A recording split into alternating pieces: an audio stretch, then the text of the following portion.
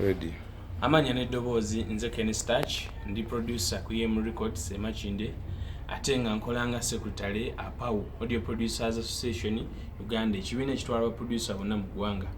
Anziza okwogera ku nsonga y'abayimbi okubagana ne baproducer. Ensonga nene ekutte ejjembe kubanga eruddewo era ffe ngaffe abakomiti tubadde tufuna emisango mingi. Ogwasooka baakuba Danizi ku mapeesa oye baamutta tetumanya ani yamukuba.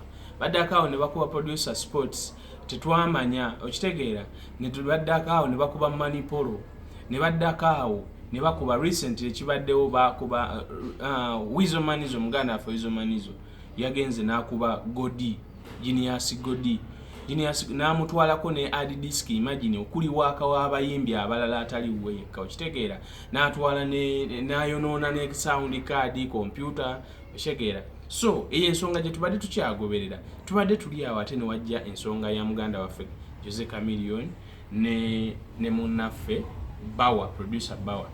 So kati industry netuuka ng'etukyankalanyeko twebuuza bannange kyekigenda maaso producer nga basoso okuwa. So ensonga eya Bawa ne Chameleone yo tubadde tuli mugikolako nga committee tubadde tuli mu kugerezeganya bonna tulaba nga tusortinga ekyo kigwe okuleka ya Wizo Manizo ye akyalemye kuba ye buli wamu tumuyita ne tulemeddwa omufuna.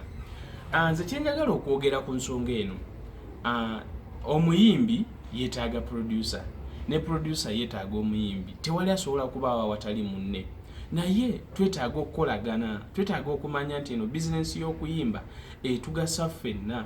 Ensonga ey'okubiri abayimbi ne baproducer twetaaga tukendeeze ku bitamiiza kubanga naddala nga tuli ku mirimu kubanga ebiseera ebisingayo wava obuzibu omuntu bw'obanga oli soba bulungi nnyo ebiseera ebisinga kiyinza tubeerera okukola ekintu ekyo okitegeera. So twetaaga tutereeze ensonga eyo mu mirimu gyaffe eno tubeere nga tuli bulungi.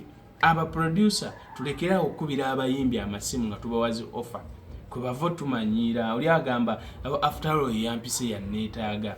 So twetaaga nga tukole omulimu gwaffe nga guli mulungi twesetting ngaffe nti nze nkola kino nze nkola kino nkikola bwenti n'omuyimbi wajja mu kifo kyaba amanyi nti wano ngenze wa Pademani akola bwati ngenze wa gundi akola bwati. N'olwekyo nze ndowooza buli muntu yeetaaga munne twesorting ba producer n'abayimbi industry etereere.